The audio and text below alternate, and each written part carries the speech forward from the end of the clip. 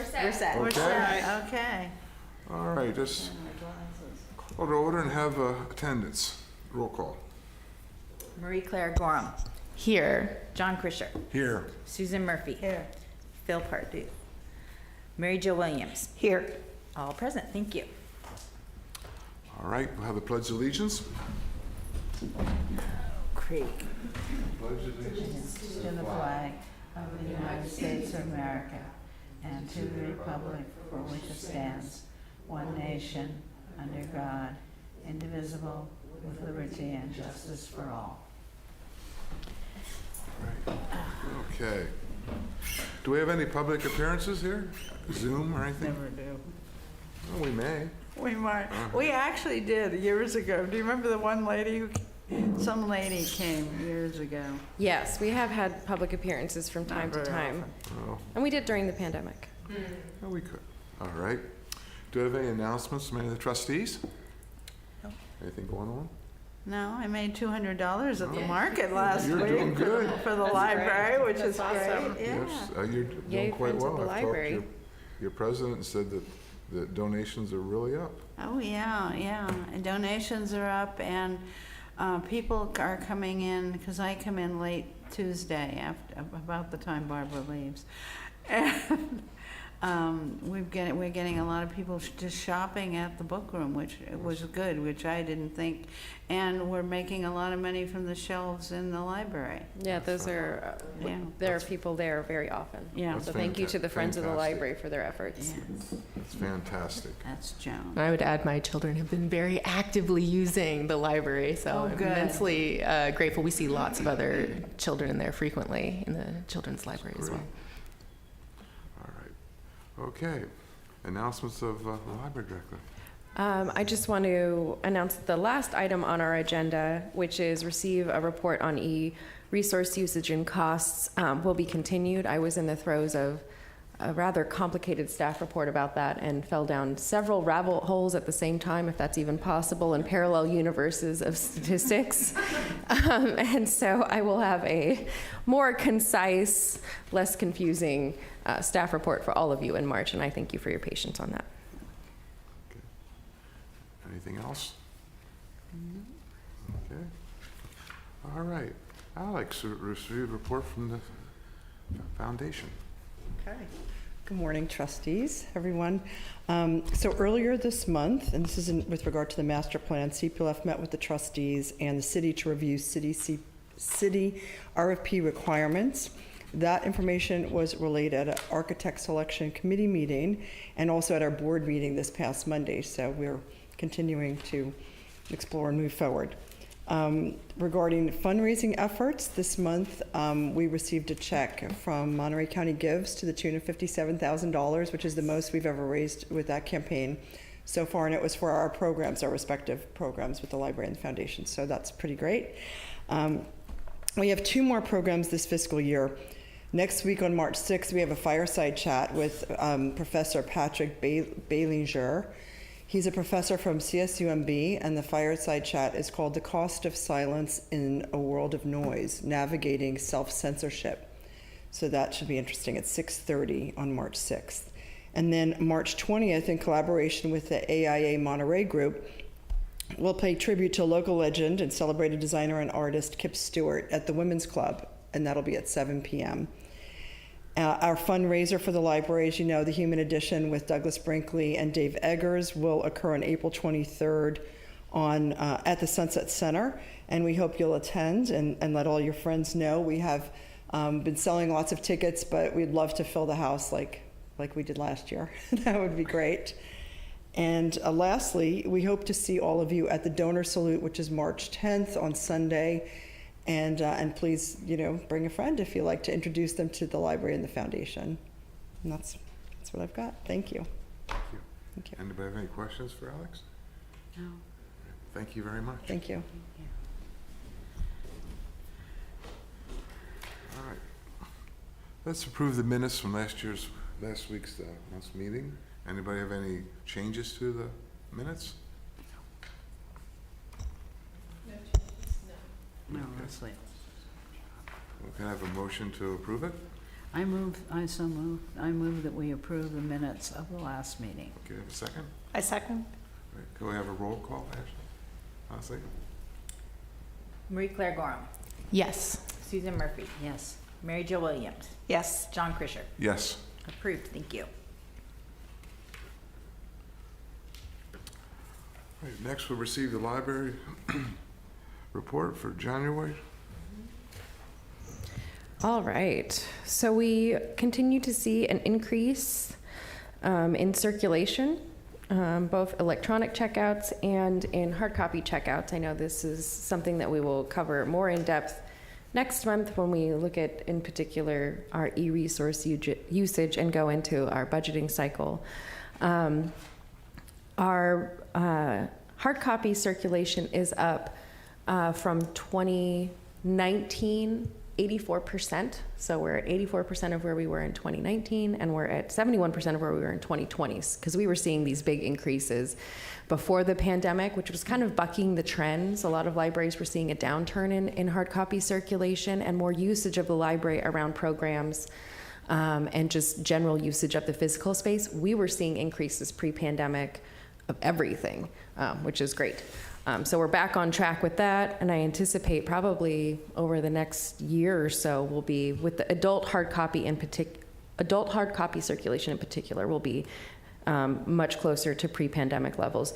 The circulation for kids rebounded rather quickly just because kids and families tend to be browsers. So as soon as our doors were open, those numbers really started to tick up.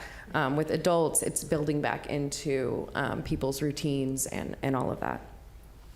And then electronic checkouts, it's been a slow, steady increase of about 3 to 5% month over month. So we're really going to start to need to look at where we are with spending on that.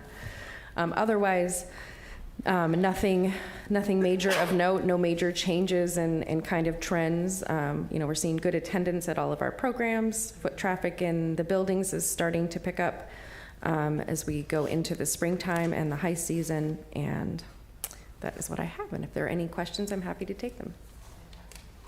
Okay. It's really surprising we've seen such an uptick in hard copy. Yeah. Where everybody else thought it was going to go down, and it's going up, which is something we have to really take in consideration when we do our budget next year.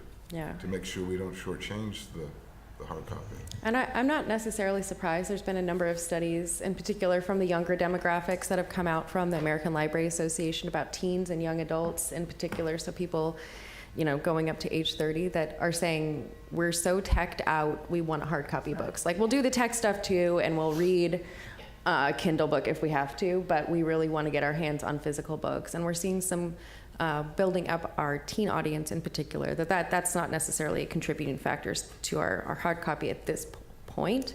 But knowing that is a trend all over the United States, and that's what people are looking for from the library, that's heartening to hear and really underscores something that I've felt like I've known for my whole profession, which is that libraries are not going anywhere ever. Neither are books. If they haven't been done in by computers by now, then we're not going anywhere. So, yeah. All right. We'll move on then. All right. Let's receive the treasurer's report and the check register. Thank you. So you have first I wanted to say that last month we approved some adjustments to the budgets, Right. but that's not yet reflected here. So Okay. Ashley told me we'll see those changes next month. Okay. So this Thank is, there's no change in terms of the budget in that respect. We continue to do amazingly well with interest income. There was a big jump in library operations income, which I was a little surprised by, but otherwise we're doing great with the all the revenue income issues. We bought all the emergency supplies as was approved a couple months ago. Equipment still looks like there's a big gap between what was budgeted and spent, but Ashley assures me that We've been spending. I promise you, that's going to you'll even see out before long. Yes, and yes, rightly yes. so. They need some new ergonomic, equipment and furniture for the library. So otherwise, there's really nothing to say about it. Things look good. Any questions? Or? And I can speak to the operations. We receive a disbursement check from the Pacific Library Partnership every year in the amount of about $4,000. That's where it came from. And that's where it came from, and it usually comes in about this time. And each library gets to opt in to how they're going to allocate it. And for us, it goes into our general operating fund, but it's budgeted for, in my head, in ebook purchases because it's towards Overdrive and for Flipster. So we've got those two things going. And the check register is pretty straightforward, all the usual suspects in terms of who we approved checks for. Any questions or? No. Great, thank you. Okay, can I have a motion to approve the check register? Make a motion. Yeah, okay. Go for it. I'll just second All right, that. I move that we approve the check register. Second that. All right. Can I have a roll call for that? Marie Claire Gorham, Yes. Susan Murphy, Yes. Mary Jo Williams, Yes, John Krischer. Yes. Approved, thank you. All right, next we're going to move on to our monthly report on our master plan ad hoc committee. We've been really working hard with the foundation, and we have Ashley's going to read a report we have today. She's what's going on. Yeah, so the Master Plan Ad Hoc Committee is, as John says, has been working with the Carmel Public Library Foundation, and they've written up something that came out of some of the meetings that we've had. So it was a little later than the packet, so I'll read that now. So the library in general, we've reached the point that it is time for extensive maintenance or renovation, remodel of the main library in the Park Branch. As you all know, the main library was built in 1928, and there was an addition in 1949, which was remodeled in 1965, 1976, and then 1989, respectively. And while the city has kept up on necessary maintenance, which has been performed on the roof, the phone system, some lateral sewer replacements, HVAC, and the furnace heat pumps, there hasn't been any significant upgrades to the main library in particular, with the exception of the gathering place. That was funded by the Library Foundation, and no serious upgrades since 1989. And in 2023, the City of Carmel funded an initial study to explore options for remodeling both of these buildings, and those were carryover funds. We were trying to get started with something after the momentum we picked up with the gathering place before the pandemic. So. Finally, in 2023, the city funded this study to explore options for remodeling the main and the Park Branch libraries. And then, of course, the foundation has been wonderful in a step forward and is exploring the feasibility of funding the remodel through their network of private donors, which, of course, the Board of Trustees is in favor of, definitely in support of. Over the past month, myself, the library director, and the foundation representatives and the Board of Trustees ad hoc building committee have met with various city staff to ensure the process for this is understood by all up front, which Alex touched on in her update earlier this meeting. And as the committee evaluates various options and gets prepared as we work our way through this process to make recommendations to the city council about this project as we progress through all these stages. The ad hoc committee recommends that we use the following high-level guiding principles as we think about just the library in general and what our charges are, all of your charges as the Board of Trustees, but in particular with this project. One, that we have well-maintained facilities that meet the patron needs. Two, that we maximize the service hours, and we'll touch on that with my next report about the letter to the council about library staffing to increase hours. No negative impact to the workforce as we go through and talk about projects and things like that. And then no extra cost to the city residents. Next month, the board would like to see a representative from the Public Works update the Board of Trustees on current maintenance requirements for the building. So what do we have looking at for the next few years?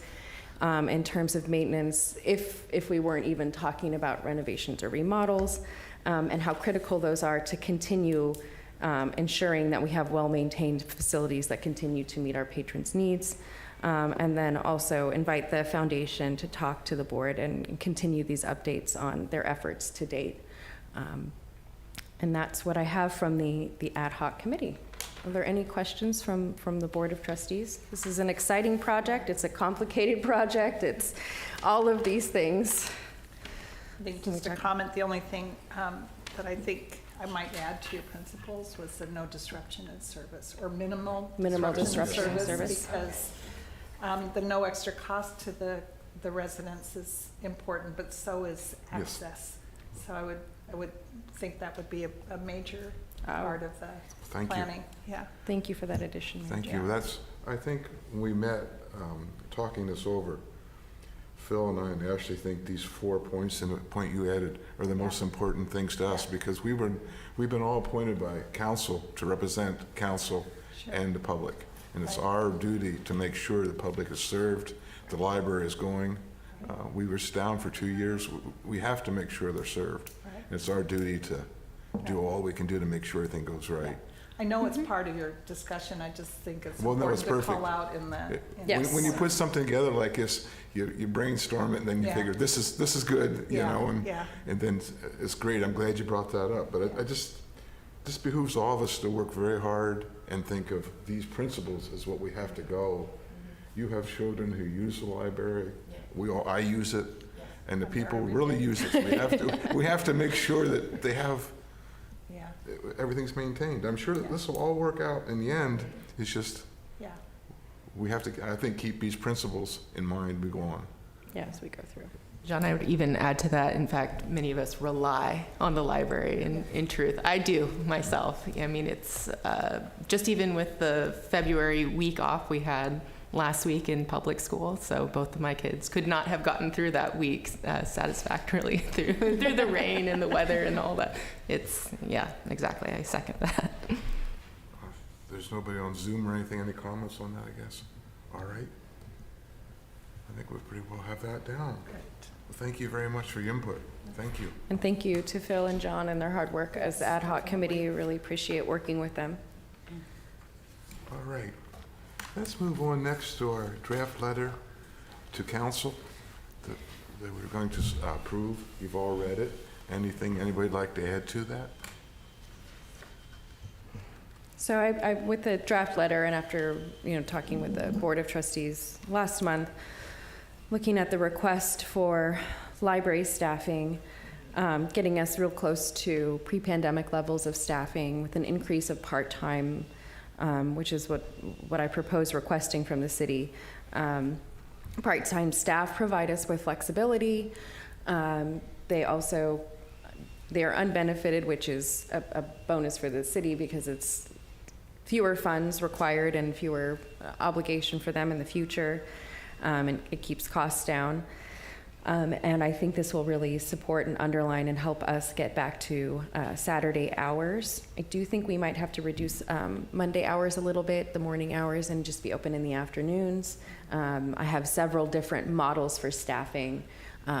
It gets complicated with lunch breaks and union, middle of the day breaks and making sure everything's covered, and then people are on vacation and someone gets sick and then someone else gets sick. So I want to make sure that we don't ever have to stop services, or we so far haven't had to ever close the buildings early because of illnesses, and we've always managed to juggle. But I want to keep us steady and make sure that with this expansion that we're not overextending the staff.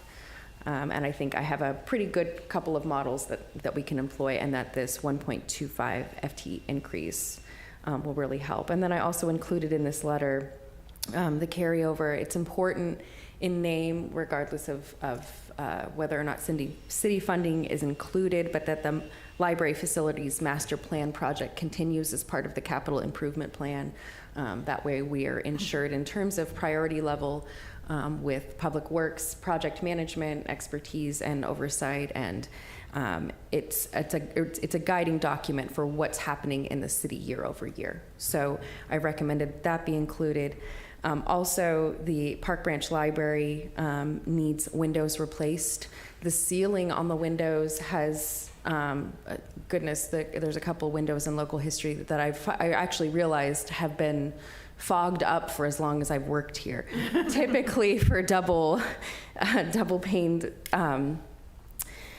windows, it's 8 to 20 years. We're at 34 years for that building since the remodel, and it's time to replace some of those. It's when we try to make sure that all of our facilities are energy efficient, that's a detriment to that. And especially since we've been using the Park Branch when you think about that, this is the first year of trying to use the Park Branch as a warming center without electricity, just the battery. It becomes even more critical if we're going to be operating in that capacity to keep the building either pretty, on the warmer side or on the cooler side if we're experiencing something that has to do with heat. We haven't faced that challenge yet. And I think, with the remodel of the Park Branch being some time off, that this is a good recommendation to make and to have those windows sealed. In addition, the front of the building, if you're looking at it, has some dry rot. It's, I guess,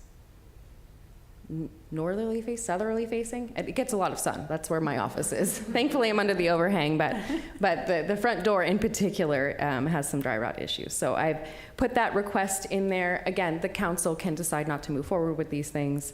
It's up to them. But I think that everything that I'm aware of that I think should be recommended to the council is encompassed in this letter, and that I've spoken with about John, who's our president. And if there's any other wordsmithing or recommendations, I'm happy to include those and change that up. Does anybody have any questions on this?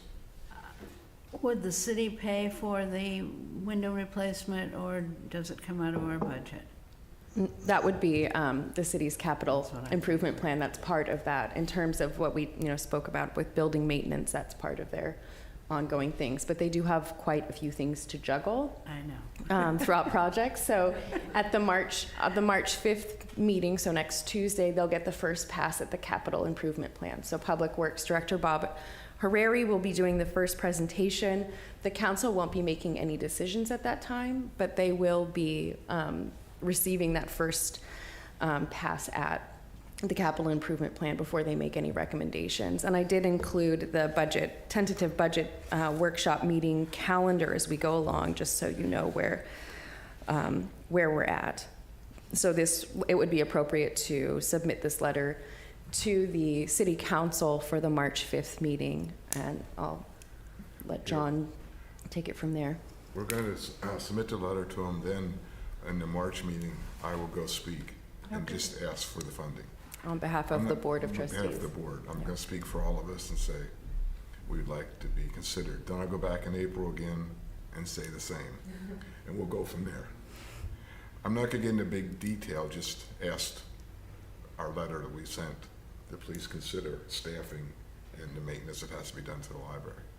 In behalf, I'm speaking for all of you, so that's we made a decision before our board that we would not send anything out individually. Everything would be done as right, and that's your charge as a Board of Trustees to make recommendations to council regarding the buildings, yes. So we'll go from there. So everybody's on board with this? Okay. The letter sounds great to me. My only question is not about the letter, but just the timing, because it sounds like at the earliest you could hire anybody would be July. Yeah. For these positions. Yeah. If they approve them, yes. We do have some wiggle room with part-time staff in terms of unfilled vacancies with what is currently funded by the city. And that's partly because we've had a real crunch with filling some vacancies at the police department, which really tax the capacity of human resources, not to mention just getting a new police chief on board and the resignation of the assistant city administrator and our new acting assistant city administrator who's covering another department. So hasn't been a lot of bandwidth over the last 9 months or so to do that. And so I'm depending on what council's I'm trying to figure out, try to fill those vacancies now, or keep my fingers crossed for July that the 1.25 FTEs, and that could be, and I want to clarify, the 1.5 FTEs is full-time equivalents, And that could be with part-time staff, that can be 4 people or 6 people, depending on availability. And that's what I mean in terms of flexibility. I could have one person that says, I can give you 6 hours a week and it covers the sweet spot we need covered, and that's great. And that's all they do every single week is 6 hours. And then I might have other people that say, I want as many hours as you can give me. Can I work 20 hours a week? So it's not 1.25 people. It's Right. flexible in there. So But I guess my point is that just, we are not looking at opening on Saturdays, probably for quite a long time, and that's a concern, I think. yes, Yeah, well, that's- so that That- is, Aside from the letter, I'd like to see us have some sort of plan where we could set a date to open on Saturdays, regardless of regardless of the, staffing. I mean, I just think That's, it's really important I to the agree. community. I so. agree. And there's other considerations that I am working on contemplating, which is, you know, we have full-time employees that are union, and switching schedules has implications and takes time. We're in the middle of revising job descriptions and salary negotiations and all of that, so that impacts my ability to give you a date on that, and I haven't lost sight of it. I promise Okay. you, it's all of that is in there, and Okay. yeah. Anyways, I just think, you know, it would be great if we could set A firm goal date, or a yes. firm date or I kind of something. stopped doing that a little Okay. bit, just because I was getting disappointed in my abilities to fulfill that, and I don't want to overpromise and underdeliver. Right. But when I feel a little more confident with that, Okay, I'll bring that forth. okay. A firm Alex, date. would you like to speak? Yes, could CPL see a copy of the letter before it goes to the city council, because it has some building maintenance? Yeah, it's in the library board packet, and I'll send a copy to you. Yes. Mary, on the Saturday, I've been pushing these Saturday hours with Ashley for the last year. Okay. I have a lot of Yes. friends in the Res Association and Yeah. different places, and I've been getting pretty well attacked for this. And we've tried to discuss ways, but the best way is to go to council and hope they fund it, and, Right. and tell them. I'm all for that. But what we have to do, It's sooner rather than later, and I understand that it's been long enough. Yeah. but what we have to do is, we have to hope we get public support. When I've talked to Res Association members, I've told them, I can go speak, but unless you send your emails and contact your council members, you know, they'll listen to me, but they're gonna listen more when they find the voters are saying, Yeah. we want Saturday hours. So Okay. hopefully we get support from the community on this. We can try all we can do, but Right, and I understand, Mary Jo, too, that, you know, what happens if we don't get the 1.25 FTE? Right, what's our contingency? Right, what's our contingency? And I have contingency. Yeah. So what, Okay. it's filling our current part-time vacancies and looking at a model where, you know, we're not full on 10 to 6 days a week. Right. In both buildings, it's going to be some up and down hours here and there so that we can fulfill that Saturday need. I do have contingencies, Right. yeah. I know you do. I have one more thing. We all know people in the community, you know a lot of parents. Find out if we had run by being closed Sunday, Monday, and then Tuesday through Saturday. Yeah. See, the community, ask the community people what they think, Okay. what they would, a good way to attack That's it. also a common business model in the downtown, just economy. Yeah. We travel that. Yeah, but it's something that we can find out. Like, I talk to a lot of people and I ask these questions, and that's the answers I get back. People are happy with Tuesday through Saturday. Yeah. They just want Yeah. Saturday hours. Yes, Is what- I think most people would totally understand You that. understand, because I think it's the a great employees went 2 trade-off. days off, so, Yeah. but if we can find out ourselves some people and then tell the people you know that if they want hours, we need support to get the hours, Oh, yeah, you know. happily. Sometimes Mondays for employees are good, because I know my husband often had Mondays off, because you can get stuff done on Monday, which you can't do on the Yeah. weekend. So, okay, we're all in Do agreement we then? need a motion to I approve don't, the do we need a letter? motion on this? To approve it? approve the letter, that's what I Or was gonna just- ask. think so, just Okay. I think just direction to John to transmit the letter to the city council and to speak during public comments at the March the 5th meeting and represent the Board of Trustees at any subsequent budget meetings and provide updates in between to the Board of Sounds good. Trustees. Go for it. All right. All right. All right, we're not going to do the last one, number 7. We're going to skip that till next time, right? That's right. We'll continue it to the March 2024 regular meeting. Okay. Does anybody else, anything they want to add to future agendas? Or anything else that they think is pressing? I think Ashley already touched on some of the anticipatory trends for libraries, and it'll be a consistent topic for all of us. But I had an interesting conversation. I don't know if it needs to be, common knowledge or not, but it was just one of the,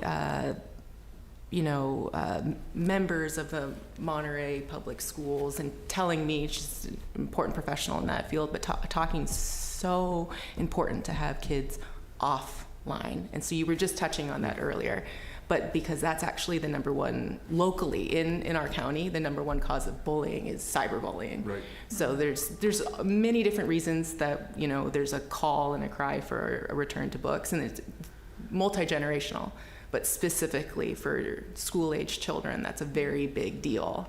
And I think we'll just continue to see that as like more conscious parenting as people returning to that. Yeah, that's something we heard from parents before the pandemic, and that's one of the reasons why when you go into the children's department, there are no computers. We used to have game stations and things like that, and parents said, please take them out because my kids make a beeline and it's so hard to fight with them on this, and we, as parents get why they want to play with them, but please take them out. So there's no screens or anything in that department because of that.